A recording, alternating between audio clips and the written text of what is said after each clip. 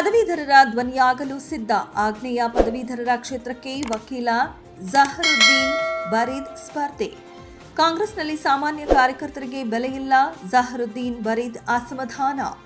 ಚಿಂತಾಮಣಿಯಲ್ಲಿ ಬಿಸಿ ರಾಜಕೀಯ ಚರ್ಚೆ. ಸಚಿವ ಸುಧಾಕರ್ ಬೆಂಬಲಿಗನಿಂದಲೇ ಪಕ್ಷೇತರ ಸ್ಪರ್ಧೆಯ ಸುಳಿವು. ಮುಂಬರುವ 2026ರ ಅಕ್ಟೋಬರ್ ಮತ್ತು ನವೆಂಬರ್ನಲ್ಲಿ ನಡೆಯಲಿರುವ ಕರ್ನಾಟಕ ಆಗ್ನೇಯ ಪದವೀಧರರ ಕ್ಷೇತ್ರದ ಚುನಾವಣೆಗೆ ವಕೀಲ ಜಹರುದ್ದೀನ್ ಬರೀದ್ ಅವರು ಪಕ್ಷೇತರ ಅಭ್ಯರ್ಥಿಯಾಗಿ ಸ್ಪರ್ಧಿಸುವುದಾಗಿ ಘೋಷಿಸಿದ್ದಾರೆ. ನಗರದ ಪ್ರವಾಸಿ ಮಂದಿರದಲ್ಲಿ ನಡೆದ ಪತ್ರಿಕಾಗೋಷ್ಠಿಯಲ್ಲಿ ಮಾತನಾಡಿದ ಅವರು, ಈ ಕ್ಷೇತ್ರದ 5 ಜಿಲ್ಲೆಗಳಾದ ಚಿತ್ರದುರ್ಗ, ದಾವಣಗೆರೆ, ತುಮಕೂರು, ಚಿಕ್ಕಬಳ್ಳಾಪುರ ಮತ್ತು ಕೋಲಾರ ಜಿಲ್ಲೆಗಳೆಲ್ಲ ಪದವೀಧರರ ಸಮಸ್ಯೆಗಳಿಗೆ ಧ್ವನಿಯಾಗಲು ತಾವು ನಿರ್ಧರಿಸಿದ್ದಾಗಿ ತಿಳಿಸಿದರು. ಕಾಂಗ್ರೆಸ್ ಪಕ್ಷದಲ್ಲಿ ಸಾಮಾನ್ಯ ಕಾರ್ಯಕರ್ತರಿಗೆ ಮತ್ತು ತಳಮಟ್ಟದ ನಾಯಕರಿಗೆ ಬೆಲೆ ಇಲ್ಲದಂತಾಗಿದೆ. ಹೈಕಮಾಂಡ್ ಸಂಸ್ಕೃತಿಯಿಂದಾಗಿ ಸ್ಥಳೀಯವಾಗಿ ಶ್ರಮಿಸಿದವರಿಗೆ ಅನ್ಯಾಯವಾಗುತ್ತಿದೆ ಎಂದು ಅಸಮಾಧಾನ ವ್ಯಕ್ತಪಡಿಸಿರುವ ಅವರು, ಈ ಬಾರಿ ಸ್ವತಂತ್ರವಾಗಿ ಕಣಕ್ಕೆ ಇಳಿಯುತ್ತಿದ್ದೇನೆ. ದೀರ್ಘಕಾಲದಿಂದ ಕಾಂಗ್ರೆಸ್ ಪಕ್ಷದ ಸಕ್ರಿಯ ಕಾರ್ಯಕರ್ತರಾಗಿದ್ದರೂ ಪಕ್ಷದ ಹೈಕಮಾಂಡ್ ತಳಮಟ್ಟದ ಕಾರ್ಯಕರ್ತರ ಅಭಿಪ್ರಾಯ ಪಡೆಯದೆ ಅಭ್ಯರ್ಥಿ ಆಯ್ಕೆ ಮಾಡಿದೆ ಎಂದು ಅವರು ಅಸಮಾಧಾನ ವ್ಯಕ್ತಪಡಿಸಿದರು. ಈ ಹಿನ್ನೆಲೆಯಲ್ಲಿ ಪದವೀಧರರ ಮತ್ತು ಜನಸಾಮಾನ್ಯರ ಆಶಯದಂತೆ ಪಕ್ಷೇತರವಾಗಿ ಸ್ಪರ್ಧಿಸುತ್ತಿರುವುದಾಗಿ ಹೇಳಿದರು. ಕಳೆದ 1 ವರ್ಷದಿಂದ 5 ಜಿಲ್ಲೆಗಳಲ್ಲಿ ಸಂಚರಿಸಿ ಸಾವಿರಾರು ಪದವೀಧರರನ್ನ ಮತದಾರರ ಪಟ್ಟಿಗೆ ಸೇರಿಸುವ ಕೆಲಸ ಮಾಡಲಾಗುತ್ತಿದೆ. ಈ ಹಿಂದೆ ಆಯ್ಕೆಯಾದ ಪ್ರತಿನಿಧಿಗಳು ಪದವೀಧರರ ಮೂಲಭೂತ ಸೌಕರ್ಯ ಹಾಗೂ ಉದ್ಯೋಗದ ಸಮಸ್ಯೆಗಳ ಬಗ್ಗೆ ಸರಿಯಾದ ಗಮನ ಹರಿಸಿಲ್ಲ. ಶಿಕ್ಷಣ ಮತ್ತು ಕಾನೂನು ಕ್ಷೇತ್ರದಲ್ಲಿನ ತಮ್ಮ ಅನುಭವವನ್ನ ಬಳಸಿ ಪದವೀಧರರ ಹಿತರಕ್ಷಣೆ ಮಾಡುವುದು ನಮ್ಮ ಮುಖ್ಯ ಉದ್ದೇಶ ಎಂದರು. ಕಳೆದ ಹಲವು ವರ್ಷಗಳಿಂದ ಈ ಕ್ಷೇತ್ರದ ಪ್ರತಿನಿಧಿಗಳು ಪದವೀಧರರ ಮತ್ತು ನಿರುದ್ಯೋಗಿಗಳ ಸಮಸ್ಯೆಗಳ ಬಗ್ಗೆ ಸದನದಲ್ಲಿ ಧ್ವನಿ ಎತ್ತುತ್ತಿಲ್ಲ. ಶೈಕ್ಷಣಿಕ ಸೌಲಭ್ಯ ಹಾಗೂ ಉದ್ಯೋಗಾವಕಾಶಗಳ ಬಗ್ಗೆ ಹೋರಾಟ ನಡೆಸುವ ಅಗತ್ಯವಿದೆ ಎಂದು ಅವರು ಪ್ರತಿಪಾದಿಸಿದರು. ತಾನು ಅತ್ಯಂತ ಬಡ ಕುಟುಂಬದಿಂದ ಬಂದವನಾಗಿದ್ದು ಕಷ್ಟಪಟ್ಟು ವಕೀಲ ವೃತ್ತಿಯಲ್ಲಿ ತೊಡಗಿಸಿಕೊಂಡಿದ್ದೇನೆ. ಸಂವಿಧಾನದ ಮೇಲೆ ನಂಬಿಕೆ ಇಟ್ಟು ಸಾಮಾನ್ಯ ಜನರ ಸೇವೆಗಾಗಿ ರಾಜಕೀಯಕ್ಕೆ ಬರುತ್ತಿದ್ದೇನೆ ಎಂದು ಭಾವುಕರಾಗಿ ನುಡಿದರು. ಇನ್ನು ಬದಲಾಗುತ್ತಿರುವ ಇಂದಿನ ರಾಜಕೀಯ ಸನ್ನಿವೇಶದಲ್ಲಿ ಮತದಾರರು ಜಾಗೃತರಾಗಿದ್ದಾರೆ. ತಮಿಳುನಾಡು ಸೇರಿದಂತೆ ದೇಶದ ವಿವಿಧೆಡೆ ನಡೆದ ಚುನಾವಣೆಗಳಲ್ಲಿ ಮತದಾರರು ನೀಡಿದ ತೀರ್ಪು ಇದಕ್ಕೆ ಸಾಕ್ಷಿಯಾಗಿದೆ. ಆದ್ದರಿಂದ ಈ ಬಾರಿ ಪದವೀಧರರು ತಮಗೆ ಬೆಂಬಲ ನೀಡಬೇಕೆಂದು ಅವರು ಮನವಿ ಮಾಡಿದರು. ಈ ಸಂದರ್ಭದಲ್ಲಿ ವಕೀಲರಾದ ನವೀನ್ ಕುಮಾರ್, ವಾಸಿಂ ಖಾನ್, ಮುಖ್ತಿಯಾರ್ ಪಾಷಾ, ಮೊಹಮ್ಮದ್ ಇನಾಯತುಲ್ಲಾ, ಸಿಕಂದರ್ ಪಾಷಾ, ಜಬೀವುಲ್ಲಾ, ನಿಜಾಂ ಖಾನ್ ಸೇರಿದಂತೆ ಮುಂತಾದವರು ಇದ್ದರು. ಅಕ್ಟೋಬರ್ನಲ್ಲಿ ಮೆಂಬರ್ಶಿಪ್ ಯಾವಾಗ ಸ್ಟಾರ್ಟ್ ಆಯಿತೋ ಆವಾಗಲೂ ಸಹ ಯಾರೂ ಸಹ ಕರೆದು ನೀವು ಮೆಂಬರ್ಶಿಪ್ಪನ್ನು ಮಾಡಿಸಿ ಅಂತ ಯಾರೂ ಸಹ ಹೇಳಿಲ್ಲ. ಅಂದರೆ ನನಗೊಬ್ಬನಿಗೆ ಮಾತ್ರ ಅಲ್ಲ, ಸಾಮಾನ್ಯ ಕಾರ್ಯಕರ್ತನಿಗೆ ವಿಚಾರವನ್ನು ಹೇಳ್ತಾ ಇರೋದು. ಅದಾದ ನಂತರ ನಾವು ಎಲ್ಲ ಕಡೆ ಹೋಗಿ ಮೆಂಬರ್ಶಿಪ್ಪನ್ನು ಮಾಡಿ ಈ ವಿಷಯವನ್ನು ಮಾನ್ಯ ಸಚಿವರಿಗೆ ಮುಟ್ಸೋಣ ಅಂತ ಇನ್ನೂ ಹೇಳಿಕೊಂಡು ನಾವೆಲ್ಲ ಫೈಲೆಲ್ಲ ರೆಡಿ ಮಾಡ್ಕೊಂಡು ಯಾವ್ಯಾವ ತಾಲೂಕಿನಲ್ಲಿ ಯಾವ್ಯಾವ ಜಿಲ್ಲೆಯಲ್ಲಿ ಎಷ್ಟೆಷ್ಟು ನಾವು ಮತದಾರರನ್ನು ಸೇರಿಸಿದ್ದೀವಿ ಅಂತ ಒಂದು ಎಲ್ಲ ಫೈಲ್ ರೆಡಿ ಮಾಡ್ತಾ ಇದ್ದೀವಿ. ಅದೇ ಸಮಯದಲ್ಲಿ ಕಾಂಗ್ರೆಸ್ ಹೈಕಮಾಂಡ್ ದಿಲ್ಲಿಯಿಂದ ಒಬ್ಬರಿಗೆ ನಾವು ಆಯ್ಕೆ ಮಾಡಿದ್ದೀವಿ ಅಂತ ಘೋಷಣೆ ಮಾಡ್ತಾರೆ. ಸೊ ಹಾಗಾಗಿ ತಳಮಟ್ಟದಲ್ಲಿರುವ ಒಬ್ಬ ವ್ಯಕ್ತಿಗೆ, ಒಬ್ಬ ಕ್ಯಾಡರ್ಗೆ ಕೇಳಿ ಮತ್ತೆ ಯಾರು ಅಂದರೆ ಅವರು ನಮಗೆ ಒಂದು ಆಪ್ಷನ್ ಕೊಡ್ಬೋದಾಗಿತ್ತು ಎಲ್ಲರಿಗೂ. ಏನಂದರೆ ನೀವು ಒಂದು ಅರ್ಜಿ ಹಾಕಿ, ಯಾರ್ಯಾರು ಎಲೆಕ್ಷನಲ್ಲಿ ಕಂಟೆಸ್ಟ್ ಮಾಡೋಕ್ಕೆ ರೆಡಿ ಇದ್ದೀರೋ ನೀವು ಒಂದು ಅರ್ಜಿ ಹಾಕಿ ಅಂತ ಹೇಳ್ಬೋದಾಗಿತ್ತು. ಪಕ್ಷದಲ್ಲಿ ಸೀಟ್ ಕೊಡೋದು ಬಿಡೋದು ಪಕ್ಷಕ್ಕೆ ಬಿಟ್ಟಿದ್ದ ವಿಚಾರ. ಆದರೆ ಯಾರೂ ಸಹ ಪದ್ಧತಿನೇ ಅವರು ಫಾಲೋ ಮಾಡಿಲ್ಲ. ಹಾಗಾಗಿ ಜನಸಾಮಾನ್ಯರ ಮುಂದೆ ಹೋಗಿ ನಮ್ಮ ಬೇಡಿಕೆಯನ್ನು ಇಟ್ಟು ಯಾವ ಒಂದು ನಿಟ್ಟಿನಲ್ಲಿ ನಾವು ಕೆಲಸ ಮಾಡ್ಬೋದು ಹಾಗೂ ತಾವು ನೋಡ್ಬೋದು, ಸುಮಾರು ವರ್ಷಗಳಿಂದ ಈ ಒಂದು ಸೀಟಿಗೆ ಕರ್ನಾಟಕ ಸೌತ್ ಈಸ್ಟ್ ಗ್ರಾಜ್ಯುಯೇಟ್ಸ್ ಕಾನ್ಸ್ಟಿಟ್ಯೂನ್ಸಿಗೆ ಆಯ್ಕೆಯಾಗಿ ಹೋಗಿರೋರು ಯಾವುದೇ ರೀತಿಯಾದ ಮೂಲಭೂತ ಸೌಕರ್ಯಗಳ ಬಗ್ಗೆ ಅವರು ಧ್ವನಿ ಎತ್ತಿರೋದು ನಾನು ನೋಡಿರೋದು ಕಡಿಮೆ.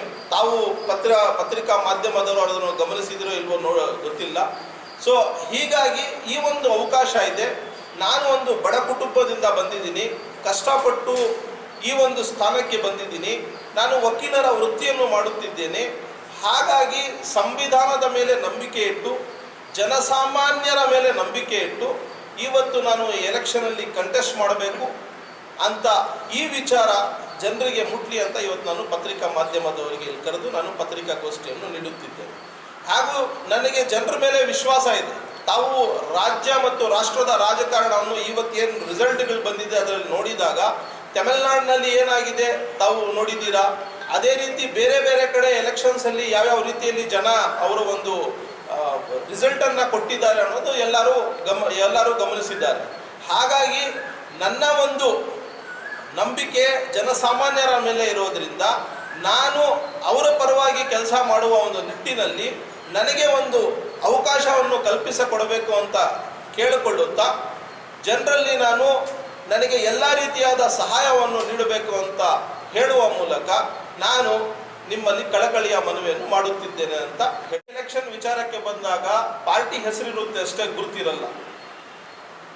ಆದರೆ ನಾನು ಈಗ ಕಾಂಗ್ರೆಸ್ ಪಕ್ಷದಲ್ಲಿ ಸೀಟ್ ಆಲ್ರೆಡಿ ಬೇರೆಯವರಿಗೆ ಕೊಟ್ಟಿರೋದ್ರಿಂದ ನಾನು ಸ್ವತಂತ್ರವಾಗಿ ಅಭ್ಯರ್ಥಿಯಾಗಿ ನಾನು ಕಣದಲ್ಲಿ ನಾವು ಲೋಕಲ್ ಮಟ್ಟದಲ್ಲಿರೋದ್ರಿಂದ ನಾವು ನಮ್ಮ ಶಾಸಕರಿಗೆ ಹಾಗೂ ನಮ್ಮ ಮಾನ್ಯ ಸಚಿವರಿಗೆ ಈ ವಿಷಯವನ್ನು ಹೇಳುವ ಮುನ್ನವೇ ಇನ್ನೂ ಮೆಂಬರ್ಶಿಪ್ಗೆ ಜನವರಿ 31 ಡೇಟ್ ಕೊಟ್ಟಿದ್ರು. ಇನ್ನೂ ಆಲ್ರೆಡಿ ಮೆಂಬರ್ಶಿಪ್ ನಡೀತಾ ಇದ್ದಾರೆ. ಆದರೆ ಮೊದಲನೇ ಹಂತದ ಸೇರ್ಪಡೆಗೆ ಜನವರಿ 31 ಲಾಸ್ಟ್ ಡೇಟ್ ಕೊಟ್ಟಿದ್ರು. ಅಂದರೆ ಎಲೆಕ್ಷನ್ ಪಟ್ಟಿ ಬಿಡುಗಡೆ ಮಾಡೋದಕ್ಕೆ ವೋಟರ್ ಲಿಸ್ಟು ಅದು ಬಿಡುಗಡೆ ಆಗಲಿ, ಎಲ್ಲ ನಾವು ವೋಟರ್ ಲಿಸ್ಟ್ ಎಲ್ಲ ಎತ್ಕೊಂಡು ಹೋಗಿ ಅವ್ರ ಮುಂದೆ ಇಡೋಣ ಅಂತ ನಾವು ಇನ್ನೂ ವಿಚಾರ ಮಾಡ್ಕೊಳ್ತಾನೆ ಇದ್ವಿ.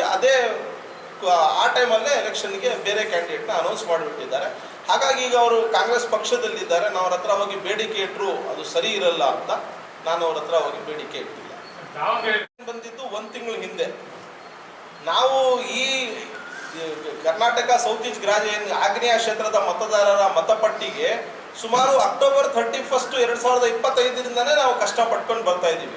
ದಾವಣಗೆರೆಯಲ್ಲಿ ಮತ ಕೊಡಬೇಡಿ ಅಂತ ಹೇಳೋದಕ್ಕೂ ಇದೇ ಕಾರಣ. ಏನಂದರೆ ಕಾಂಗ್ರೆಸ್ ಪಕ್ಷದಲ್ಲಿ ತಳಮಟ್ಟದ ಒಂದು ಏನು ಕ್ಯಾಡರ್ ಅಂತ ಇರ್ತಾರೆ, ತಳಮಟ್ಟದಲ್ಲಿ ಕೆಲಸ ಮಾಡೋರಿರ್ತಾರೆ, ಅವರಿಗೆ ಯಾವುದೇ ರೀತಿಯಾದ ಬೆಲೆ ಇಲ್ಲ. ಅಂದರೆ ಕೇಳೋ ಪದ್ಧತಿನೇ ಇಲ್ಲ. ಹೈಕಮಾಂಡ್ ಮೇಲೆಯಿಂದ ಏನು ಅವ್ರು ಆರ್ಡರ್ ನೀಡ್ತಾರೆ ಅದನ್ನು ನಾವು ಫಾಲೋ ಮಾಡಬೇಕು. ಆರ್ಡರ್ ನೀಡಲಿ, ನಾವು ಇಲ್ಲ ಬೇಡ ಅಂತ ಹೇಳಲ್ಲ. ಎಲ್ಲ ಪಕ್ಷದಲ್ಲಿ ಆ ಒಂದು ನಡ್ಕೊಂಡು ಬಂದಿದೆ. ಆದರೆ ಕೆಳಮಟ್ಟದಲ್ಲಿ ಅವರು ನಮ್ಮ ಹತ್ರ ಒಪಿನಿಯನ್ ಆದರೂ ತಗೋಬೇಕಲ್ಲ. ಆ ಒಂದು ಅಭ್ಯಾಸನೇ ಕಾಂಗ್ರೆಸ್ ಪಕ್ಷದಲ್ಲಿ ಇಲ್ಲ ಅಂತ ನಾನು ಅದಕ್ಕೆ ವಿರೋಧ ಮಾಡಿ ನಾನು ಈ ಎಲೆಕ್ಷನಲ್ಲಿ ನಾನು ಬರೀ ದಾವಣಗೆರೆ ವಿಚಾರಕ್ಕೆ ಒಂದೇ ಅಲ್ಲ, ಎಲ್ಲೇ ಆಗಲಿ ಏನು ನಾವು ತಳಮಟ್ಟದ ಈಗ ತಾವು ನೋಡ್ಬೋದು ಬೇರೆ ಬೇರೆ ಪಕ್ಷಗಳಲ್ಲಿ ಹೇಗೆ ಆಯ್ಕೆ ಮಾಡ್ತಾರೆ ಅಂತ. ಈ ಒಂದು ಪದ್ಧತಿ ಕಾಂಗ್ರೆಸ್ ಪಕ್ಷದಲ್ಲಿ ಇಲ್ಲ. ಮತ್ತು ಎಲ್ಲರಿಗೂ ಗೊತ್ತಿದೆ, ನಾವು ಎಲೆಕ್ಷನ್ನಲ್ಲಿ ಅವರಿಗೆ ಬೇಷರತ್ತಾಗಿ ಬೆಂಬಲ ಕೊಟ್ಟಿದ್ದು. ನಾವು ಎಲೆಕ್ಷನ್ ಆದಮೇಲೂ ಯಾವತ್ತೂ ಸಹ ಹೋಗಿ ಅವ್ರು ಯಾವುದೇ ಒಂದು ಹುದ್ದೆ ಬಗ್ಗೆ ಆಗಲಿ ಇನ್ನೊಂದಾಗಲಿ ಅವ್ರ ಹತ್ರ ನಾವು ಷರತ್ತಿಟ್ಟಿಲ್ಲ. ನಮ್ಮ ಮತ್ತು ಅವರ ಒಂದು ನಂಬಿಕೆ ಸ್ನೇಹ ಇದೇ ಥರ ಇರಲಿ ಅಂತ ಹೇಳ್ತಾರೆ. ಯಾವತ್ತೂ ಹೋಗಿ ಅವ್ರ ಹತ್ರ ಹುದ್ದೆಗೆ ಯಾವುದೇ ಬೇಡಿಕೆ ಇಟ್ಟಿಲ್ಲ. ಅವ್ರೀಗ ಹುದ್ದೆ ಕೊಡೋಕ್ಕೆ ರೆಡಿ ಇದ್ರು ನಾವು ಈಗ ಸದ್ಯಕ್ಕೆ, ಯಾಕಂದರೆ ನಾವು ಜನರ ಒಂದು ಅದಾಲತಲ್ಲಿ ಹೋಗೋಕ್ಕೆ ನಾನು ರೆಡಿ ಇದ್ದೀನಿ. ಸೊ ಹಾಗಾಗಿ ನಾನು ಹಿಂದೆ ತಗೊಂಡ್ರೆ ನನ್ನ ರಾಜಕೀಯ ಭವಿಷ್ಯ ಸರಿ ಇರಲ್ಲ. ಮತ್ತು ಜನರು ಏನು ನಂಬಿಕೆಯನ್ನು ಇಟ್ಟಿದ್ದಾರೆ ಅದನ್ನು ನಾನು ಕಳ್ಕೊಳ್ತೀನಿ ಅಂತ ನನ್ನ ನಂಬಿಕೆ. 1,55,000 ಜನ ಅದರಲ್ಲಿ ಎನ್ರಾಲ್ಮೆಂಟ್ ಮಾಡಿಸಿದ್ದಾರೆ. ಅಂದರೆ ಅಷ್ಟು ಮತದಾರರು ಇದ್ದಾರೆ. ಇನ್ನು ಎಲೆಕ್ಷನ್ ಡಿಕ್ಲೇರ್ ಆಗಿ 10 ದಿನ ಮುಂಚೆವರೆಗೂ ನಾವು ಸೇರಿಸ್ಬೋದು. ಇನ್ನೊಂದು 10,000 ಜನ ಜಾಸ್ತಿ ಆಗ್ಬೋದು ಅಂತ ಈ ಒಂದು ಆಜ್ಞೆಯಿಂದ ಸ್ಟಾರ್ಟ್ ಆಗುತ್ತೆ ಸರ್. ಈ ವರ್ಷದ ಅಕ್ಟೋಬರಿಂದ ಸ್ಟಾರ್ಟ್ ಆಗುತ್ತೆ. ಹಾಗಾಗಿ ನನ್ನ ಹತ್ರನೂ ತುಂಬ ಕಡಿಮೆ ಸಮಯ ಇರೋದ್ರಿಂದ 5 ಜಿಲ್ಲೆಗಳಲ್ಲಿ ನಾನು ಹೋಗಬೇಕು, ಮತ ಕೇಳಬೇಕು, ಎಲ್ಲರಿಗೂ ಸಂಪರ್ಕ ಮಾಡಬೇಕು, ಎಲ್ಲ ಕಡೆ ಈ ಥರ ಪತ್ರಿಕಾಗೋಷ್ಠಿಯನ್ನು ನಡೆಸಬೇಕಂತ ನಾನು ಇದೇ ತಾಲೂಕಿನಲ್ಲಿ ಹುಟ್ಟಿ ಬೆಳೆದಿರೋದ್ರಿಂದ ನಮ್ಮ ತಾಲೂಕಿನಿಂದ ಸ್ಟಾರ್ಟ್ ಮಾಡೋಣ ಅಂತ ಇವತ್ತು ನಾನು ಪತ್ರಿಕಾಗೋಷ್ಠಿಯನ್ನು ಅರ್ಹ ಪದವೀಧರ ಮೆಂಬರ್ಶಿಪ್ ಮಾಡಕ್ಕೆ ಹೇಳಿದಾಗ ಸುಮಾರು ಜನರಿಗೆ ಗ್ರ್ಯಾಜುಯೇಟ್ಸ್ ಕಾನ್ಸ್ಟಿಟ್ಯೂಯೆನ್ಸಿಗೆ ಈ ಥರ ಮತ್ತೆ ಹೊಸದಾಗಿ ನಾವು ಎನ್ರೋಲ್ಮೆಂಟ್ ಅನ್ನೋದು ಅಂದರೆ ಪ್ರತಿ 6 ವರ್ಷಕ್ಕೆ ಒಮ್ಮೆ ನಾವು ಅಪ್ಲಿಕೇಶನ್ ಕೊಡಬೇಕನ್ನೋ ವಿಚಾರ ಸುಮಾರು ಜನರಿಗೆ ಗೊತ್ತಿರಲಿಲ್ಲ. ಮತ್ತೆ ಅವರು ನನಗೆ ಕೇಳಿದ್ದು ಏನು ನೀವೇನಾದರೂ ಕಂಟೆಸ್ಟ್ ಮಾಡ್ತಾ ಇದ್ದೀರಾ ಅಂತ. ಹಾಗಾಗಿ ಆ ಸಮಯದಲ್ಲಿ ಜನಸಾಮಾನ್ಯರಿಗೆ ನಾನು ಮಾತು ಕೊಟ್ಟಿದ್ದೀನಿ, ಹೌದು ನಾನು ಕಂಟೆಸ್ಟ್ ಮಾಡ್ತೀನಿ ಈ ಸತಿ ಅಂತ. ಆಮೇಲೆ ಈ ಒಂದು ಏನು ಪದವೀಧರರ ಕ್ಷೇತ್ರಕ್ಕೆ ಸಂಬಂಧಿಸಿದಂತೆ ಸುಮಾರು 7 ಸೀಟುಗಳು ನಾವು MLCಗಳು ಆಗ್ತಾರೆ ರಾಜ್ಯದಲ್ಲಿ. ಸೊ ಇದರಲ್ಲಿ ಪದವೀಧರರು ಮಾತ್ರ ಮತಗಳನ್ನು ನೀಡುತ್ತಾರೆ. ಹಾಗೂ ಇದರಲ್ಲಿ ಆಯ್ಕೆ ಆದವರು ಸಾಮಾನ್ಯ ಸ್ಪಷ್ಟವಾಗಿ ಏನು ಪರ್ಟಿಕ್ಯುಲರ್ ಆಗಿ ಕಾಲೇಜಿಗೆ ಸಂಬಂಧಿಸಿದಂತೆ ಮತ್ತು ಎಜುಕೇಷನ್ಗೆ ಸಂಬಂಧಿಸಿದಂತೆ ಮತ್ತು ಆ ಕಾಲೇಜಿನಲ್ಲಿ ಪದವೀಧರರು ಆಚೆ ಹೋಗಿ ಅವ್ರಿಗೆ ಏನು ಬೇಡಿಕೆಗಳಿದೆ, ಏನು ಸಮಸ್ಯೆಗಳನ್ನು ಅವರು ಎದುರಿಸುತ್ತಿದ್ದಾರೆ ಅದರ ಬಗ್ಗೆ ನಾವು ನಮ್ಮ ಧ್ವನಿಯನ್ನು ಎತ್ತಬಹುದು. ಸಂವಿಧಾನದಲ್ಲಿ ನನಗೆ ಒಂದು ಅವಕಾಶ ಇದೆ, ಜನರಿಗೆ ನಾನು ಹೋಗಿ ಸೇವಕನಾಗಿ ಕೆಲಸ ಮಾಡಬೇಕನ್ನೋ ಒಂದು ಉದ್ದೇಶದಿಂದ ಇದರಲ್ಲಿ ನಾನು ಸ್ಪರ್ಧೆ